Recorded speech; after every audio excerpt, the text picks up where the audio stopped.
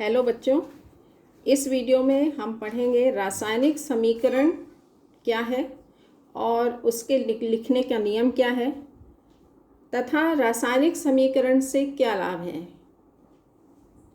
तो सबसे पहले हम पढ़ेंगे रासायनिक समीकरण है क्या। रासायनिक समीकरण आपको तभी लिखते बनेगा बच्चों जब आपको अणुसूत्र बनाना बनेगा, मतलब रासायनिक सूत्र बनाना बन जाएगा यौगिक का। और ये हमने आपको पहले वीडियो में बताया है, ठीक है। तो सबसे पहले हम पढ़ते हैं रासायनिक अभिक्रिया। जब दो या दो से अधिक तत्व या यौगिक आपस में क्रिया करके कोई नया पदार्थ बनाते हैं उसे रासायनिक अभिक्रिया कहते हैं। जब रासायनिक अभिक्रिया को रासायनिक सूत्र के द्वारा प्रदर्शित किया जाता है तो उसे हम रासायनिक समीकरण कहते हैं। मतलब जब दो या दो से अधिक तत्व या यौगिक आपस में क्रिया करेंगे और नया पदार्थ बनाते हैं तो उसे रासायनिक अभिक्रिया कहेंगे। और जब हम रासायनिक अभिक्रिया को रासायनिक सूत्र के द्वारा प्रदर्शित करेंगे तो वह रासायनिक समीकरण कहलाएगा।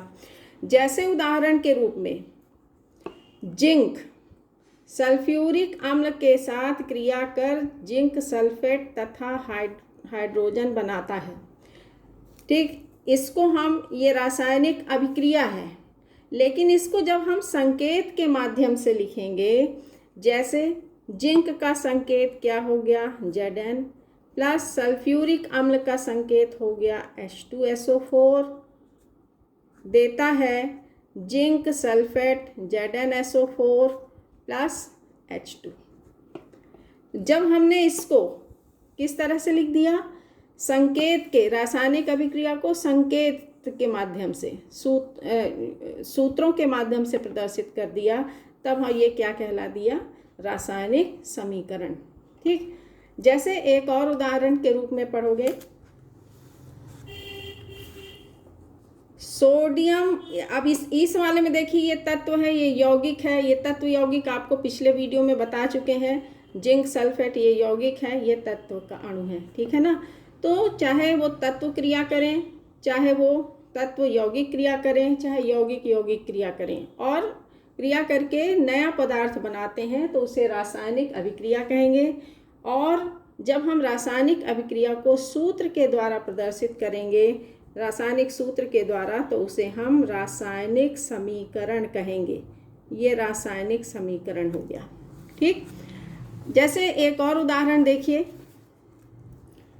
सोडियम हाइड्रोक्साइड हाइड्रोक्लोरिक अम्ल के साथ क्रिया कर सोडियम क्लोराइड व जल बनाता है। सोडियम हाइड्रोक्साइड, अब इसका संकेत लिखोगे NaOH प्लस हाइड्रोक्लोरिक अम्ल, इसका संकेत हो गया HCl के साथ क्रिया करके क्या बनाएगा, सोडियम क्लोराइड। क्या फार्मूला होगा, NaCl प्लस जल का फार्मूला H2O। अब जब हमने इसको, ये रासायनिक अभिक्रिया है लेकिन ये क्या हो गया, रासायनिक समीकरण। तो क्या आपको समझ में आया कि जब हम रासायनिक अभिक्रिया को रासायनिक सूत्र के द्वारा प्रदर्शित करेंगे तो वह रासायनिक समीकरण कहलाएगा। इसमें आप देखते होंगे इसका कुछ लिखने का नियम है। उदाहरण के तौर पे हम इसी को समझाते हैं। हमने बोला कि पहला नियम समझेंगे, फिर हम इसको एक एक करके बताएंगे भी आपको। कि जैसे हमने लिखा जिंक प्लस सल्फ्यूरिक अम्ल क्रिया करके क्या दे रहा है, जिंक सल्फेट प्लस हाइड्रोजन, ठीक। तो ये रासायनिक समीकरण है। इसमें आप समझेंगे रासायनिक अभिक्रिया में जो भाग ले रहे हैं पदार्थ, ये भाग ले रहा है तो इसको क्या बोलते हैं, क्रियाकारक। क्या बोलेंगे, क्रियाकारक। वे पदार्थ जो रासायनिक क्रिया में भाग लेते हैं उन्हें क्या कहेंगे? क्रियाकारक। वे पदार्थ जो रासायनिक क्रिया के पश्चात बनते हैं उन्हें क्या बोलेंगे? क्रियाफल या उत्पाद। उत्पाद भी कहीं कहीं लिखा होता है। इसको हम अभिकर्मक भी बोल सकते हैं। क्रियाकारक को हम क्या बोल सकते हैं? अभिकारक। ठीक, अभिकारक बोल सकते हैं। ठीक है, तो ये दोनों ही वर्ड उपयोग में आएगा इसको। ठीक है, तो ये हो गया इंग्लिश में रिएक्टेंट और ये हो गया प्रोडक्ट। ठीक, अब देखिए दूसरा नियम क्या है। ये तो पहला नियम हो गया। दूसरा नियम है कि क्रियाकारक को हमेशा हम समीकरण के किस ओर लिखते हैं? बाईं ओर। बाईं ओर लिखेंगे और इसे हम हमेशा किस ओर लिखेंगे? दाईं ओर। क्रियाकारक, तीसरा नियम है क्रियाकारक और क्रियाफल के बीच में हम तीर का निशान लगाते हैं। काय का निशान लगाएंगे? तीर का निशान, जो कहाँ से कहाँ की ओर होगा? क्रियाकारक से उत्पाद की ओर होगा। इससे आपको क्या पता चलेगा? अभिक्रिया की दिशा का ज्ञान होगा कि अभिक्रिया, ये दोनों क्रिया करके इसमें परिवर्तित हो रहे हैं। ठीक है ना? इसी प्रकार से यदि कोई अभिक्रिया, जैसे कोई अभिक्रिया उत्क्रमणीय है, उत्क्रमणीय है अभिक्रिया मान लीजिए, तो उसके लिए हम किस तरह का निशान लगाएंगे? इस तरह का निशान लगाएंगे। और अनुत्क्रमणीय के लिए, अनुत्क्रमणीय के लिए किस तरह का निशान लगाएंगे? इस तरह का। ठीक है, तो उत्क्रमणीय, जैसे आपको उदाहरण समझोगे, N2+H2 क्या देता है? अमोनिया देता है, NH3 देता है। ठीक, तो नाइट्रोजन और हाइड्रोजन आपस में क्रिया करके क्या देते हैं? अमोनिया देते हैं। तो अगर ये इस तरह के तीर का निशान लगा है, इसका मतलब ये कैसी अभिक्रिया है? उत्क्रमणीय। मतलब उत्क्रमणीय अभिक्रिया को हम इस तरह के तीर के निशान से प्रदर्शित करेंगे। दोनों तरफ आधा तीर ऐसा लगा होगा। और उत्क्रमणीय, जैसे आपने ये पढ़ा है, ये क्या होगी? ये अनुत्क्रमणीय में आप कैसे लगाओगे? एक तरफ तीर का निशान। मतलब ये दोनों क्रिया करके इसमें बदल जाते हैं। ठीक है, आगे आप पढ़ोगे उत्क्रमणीय और अनुत्क्रमणीय अभिक्रिया क्या है। अभी आप केवल लिखने का नियम समझोगे। कभी कभी अभिक्रियाएं क्या होती हैं? ऊष्माक्षेपी और ऊष्माशोषी होती हैं। तो ऊष्माक्षेपी अभिक्रिया के लिए, जैसे इसी में है, नाइट्रोजन और हाइड्रोजन क्रिया करके अमोनिया बनाता है, साथ में इसमें ऊष्मा की कुछ मात्रा निकलती है। अगर धन ऊष्मा की मात्रा यहाँ पे लिखी है, ऊष्मा की मात्रा लिखी हो सकती है 22,000 कुछ ऐसा करके, तो ये ऊष्मा की मात्रा, तो इसका मतलब क्या है? धन लिखा है यदि, तो यह अभिक्रिया कैसी होगी? ऊष्माक्षेपी। कैसी होगी? ऊष्माक्षेपी। अब कभी कभी अभिक्रिया कैसी होती है? ऊष्माशोषी। तो उन अभिक्रियाओं के लिए हम क्या लिखेंगे? यहाँ पर ऋण ऊष्मा लिखते हैं। क्या लिखेंगे? ऋण ऊष्मा।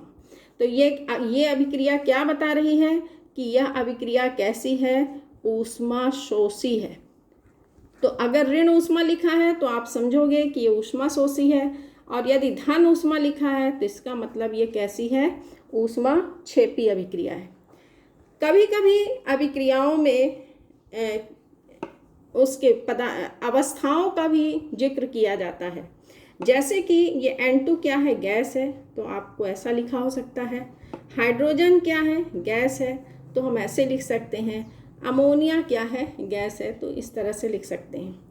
कभी कभी क्या होता है? कुछ अभिक्रिया में जैसे प्रोडक्ट है, जैसे आप इसको इसमें देखिए, जिंक प्लस सल्फ्यूरिक अम्ल क्या बनाता है? ZnSO4+H2।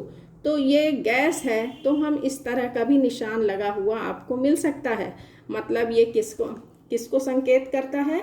गैस को, कि ये गैसीय अवस्था में है। गैस हल्की होती है इसलिए ऊपर की ओर जाती है। इसी तरह से कभी कभी जैसे बेरियम क्लोराइड, सल्फ्यूरिक अम्ल से क्रिया करके क्या बनाता है? बेरियम सल्फेट प्लस हाइड्रोक्लोरिक अम्ल। ठीक है, तो अभी हमने इसको अभी और भी समझाना है इसमें। तो देखिए, इसमें ऐसा भी लिखा हो सकता है तीर का निशान। इसका मतलब है कि ये किसमें विलयन से अवक्षेपित हो रहा है, इसका अवक्षेपण हो रहा है। तो कभी कभी इसमें ये नियम है कि कुछ अभिक्रियाओं के लिए कुछ परिस्थितियां अनिवार्य होती हैं। जैसे उदाहरण के रूप में इस अभिक्रिया के लिए, जैसे आपने लिखा N2 प्लस H2, नाइट्रोजन और हाइड्रोजन आपस में क्रिया करके अमोनिया देते हैं। तो और आपको अभी अभी हमने बताया ये ऊष्माक्षेपी है, तो ऐसा लिखा होगा।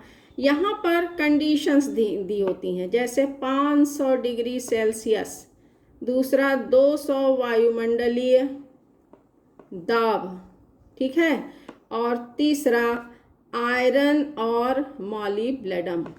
अगर किसी भी अभिक्रिया में कुछ परिस्थितियां अनिवार्य होती हैं तो उन परिस्थितियों को हम तीर के निशान के ऊपर क्रम से लिख देते हैं। ठीक है, तो इस तरह से हम परिस्थितियों को भी प्रदर्शित करते हैं।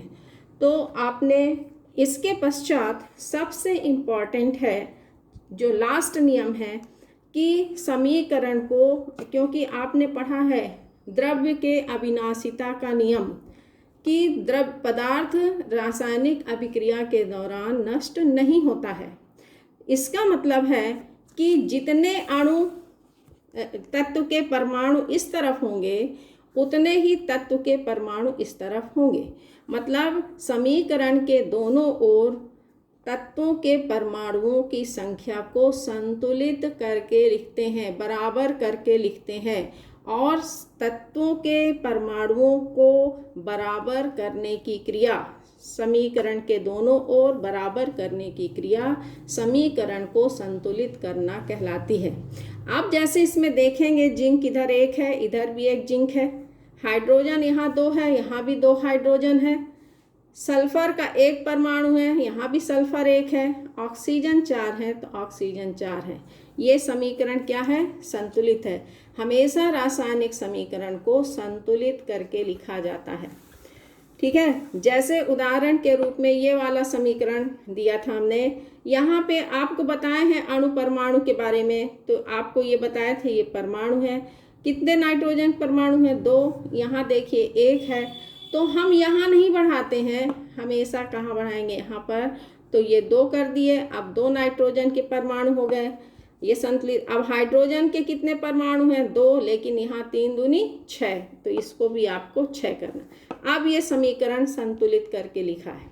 ठीक, जैसे ये समीकरण संतुलित करके लिखा है, इसमें भी आप बेरियम 1 क्लोरीन, यहाँ पे 2 है, यहाँ 2 है, यहाँ 1 है, तो आप इसको 2 करेंगे। इस तरह से ये समीकरण संतुलित हो गया।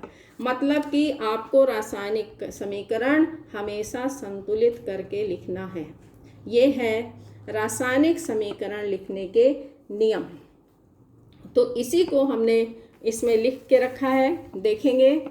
नियम है, अभिक्रिया में भाग लेने वाले पदार्थों को क्रियाकारक कहते हैं, क्रियाकारक या अभिकारक कहते हैं, तथा क्रिया के पश्चात बनने वाले पदार्थ को क्रियाफल या उत्पाद कहते हैं।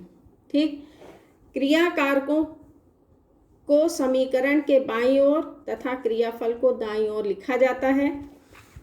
क्रियाकारक व उत्पाद के मध्य तीर का निशान लगाते हैं या बराबर का निशान लगाते हैं, जो क्रियाकारक से क्रियाफल की ओर लगता है।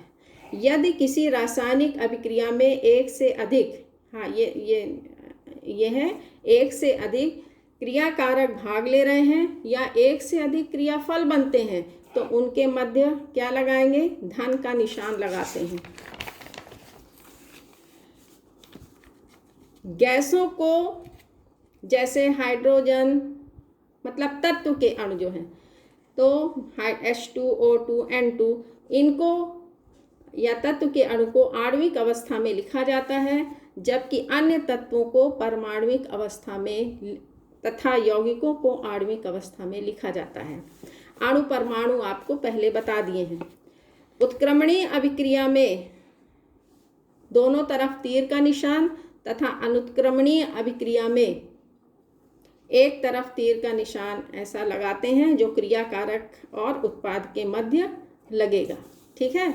ऊष्माक्षेपी और ऊष्माशोषी अभिक्रिया में ऊष्मा की मात्रा को क्रमशः धन या ऋण ऊष्मा करके लिखा जाता है। धन का निशान लगा रहेगा तो ऊष्माक्षेपी है, और यदि ऋण का लगा रहेगा तो ऊष्माशोषी है। यौगिक या तत्व की अवस्था को समीकरण में प्रदर्शित किया जाता है। अभी हमने बताया, गैस अवस्था में होगा तो हम बनता है तो इस तरह से, या जी लिख देंगे। नीचे की ओर अवक्षेपित होता है सॉलिड के लिए एस का उपयोग। जलीय विलयन में कहीं कहीं AQ लिखा होगा, इसका मतलब उसका जलीय विलयन है। ठीक है। ये आपको, यदि किसी अभिक्रिया में कुछ परिस्थितियां आवश्यक हैं तो उन्हें तीर के निशान के ऊपर लिखा जाता है। द्रव्य के अविनाशता के नियमानुसार रासायनिक क्रिया के दौरान पदार्थ नष्ट नहीं होता है, अतः समीकरण के दोनों ओर तत्वों के परमाणुओं की संख्या को बराबर करके लिखते हैं, जिसे समीकरण को संतुलित करना कहते हैं।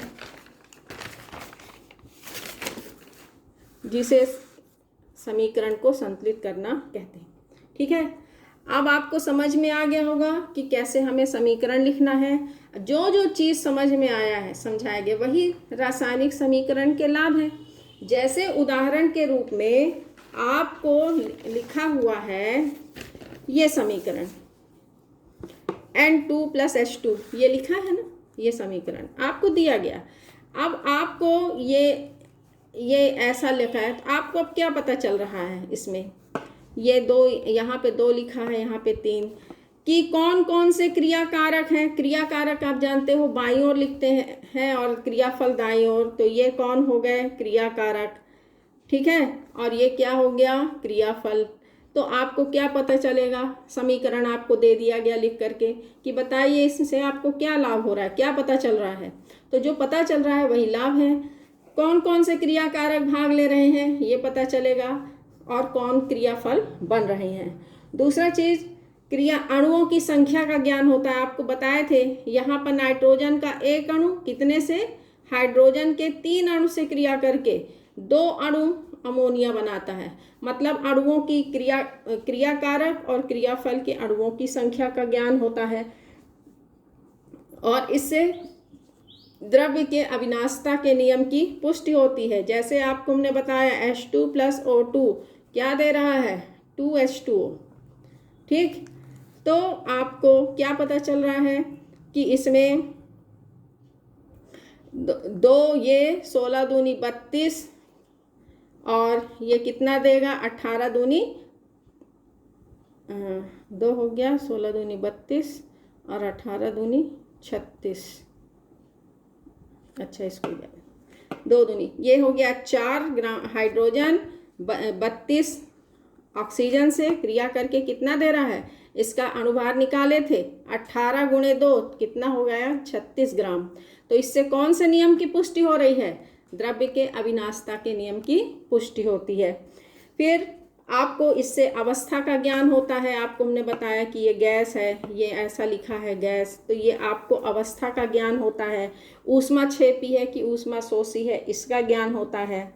फिर इससे आपको संयोजकता भी पता चलती है। अब जैसे देखो, आपको बताए थे, सूत्र बनाना बताए थे कि इसमें हाइड्रोजन की संयोजकता 1 होगी और नाइट्रोजन की 3 होगी, तभी इसकी संयोजकता को यहाँ लिखा है और इसको यहाँ लिखा है। ठीक है। तो आपको इसकी संयोजकता का ज्ञान होता है। जैसे इसमें देखो, ये H2SO4 लिखा है, इससे आपको हाइड्रोजन की इसकी संयोजकता कितनी रही होगी, 2, तब यहाँ 2 लिखा है, और इसकी 1 रही होगी, इसीलिए ये ब्रैकेट के बाहर लिखा है और 1 है। आगे समझ में। बेरियम क्लोराइड, इससे भी आपको पता चल रही है। बेरियम की संयोजकता कितनी रही होगी, 2। Cl की संयोजकता कितनी रही होगी, 1। तभी इसका फार्मूला क्या बना है, इसकी संयोजकता को कहाँ लिखते हो, यहाँ, और इसको यहाँ, तो फार्मूला बेनी, तो आपको इससे संयोजकता का भी ज्ञान होता है। और इसी रासायनिक समीकरण से ही आप जितनी भी रस समीकरण मितीय गणनाएं हैं वो सभी कर सकते हो। ठीक है, तो ये है आपके रासायनिक समीकरण के लाभ। ठीक, अब इसको आपको हम लिखे भी हैं, समझ लो इसी चीज़ को, जो चीज़ हमने समझाई इसको लिखा भी है हमने। अभिक्रिया में भाग लेने वाले पदार्थों, क्रिया कारकों व अभिक्रिया के पश्चात बनने वाले पदार्थों का पता चलता है। जैसा कि अभी हमने बताया, क्रिया कारकों व उत्पादकों के अणुओं का ज्ञान होता है कि कितने क्रिया कारक भाग ले रहे हैं और कितने अणु उत्पादक के बन रहे हैं। ठीक, फिर रासायनिक समीकरण से द्रव्य के अविनाशता के नियम की पुष्टि होती है, जैसे कि अभी हमने बताया हाइड्रोजन ऑक्सीजन से क्रिया करके क्या बनाता है। ठीक है ना, उदाहरण समझाएं। क्रिया कारकों व उत्पादकों की अवस्था का ज्ञान होता है तथा अभिक्रिया ऊष्माक्षेपी है, ऊष्मा शोषी है, इसका भी ज्ञान होता है। अभिक्रिया के लिए आवश्यक परिस्थितियां यदि लिखी होती हैं तो वो उसका ज्ञान होता है। और अभिक्रिया उत्क्रमणीय है कि अनुत्क्रमणीय है, इसका ज्ञान होता है। रासायनिक समीकरण से तत्वों व मूलकों की संयोजकता का ज्ञान होता है, अभी हमने समझाया। और रासायनिक समीकरण की सहायता से रस समीकरण मितीय गणनाएं, जो अभी आपको आगे पढ़ाएंगे, ये की जा सकती हैं। तो बिना रासायनिक समीकरण के रसायन अभिक्रियाओं को प्रदर्शित करना संभव नहीं है, क्योंकि इसमें आपको चाहे इनऑर्गेनिक में हो चाहे ऑर्गेनिक में हो रासायनिक समीकरण आपको लिखना पड़ेगा। क्योंकि आपने देखा भी अभी कि हम जब लिखते हैं कि जिंक की सल्फ्यूरिक अम्ल से, इतना लिखने में हमको कितना समय लगेगा, और यदि हमें सूत्र संकेत मालूम है तो फट से हम क्या कर सकते हैं, रासायनिक समीकरण बना के लिख सकते हैं। आगे समझ में, तो रासायनिक समीकरण आपको लिखते बनना चाहिए। धन्यवाद। और इस प्रकार से आपको समझ में आ गया होगा कि कैसे लिखते हैं ये। और हमारे इस वीडियो को लाइक करिए, ज़्यादा से ज़्यादा बच्चों को शेयर करिए, और जिससे कि ज़्यादा से ज़्यादा बच्चे लाभान्वित हो सकें। Thank you.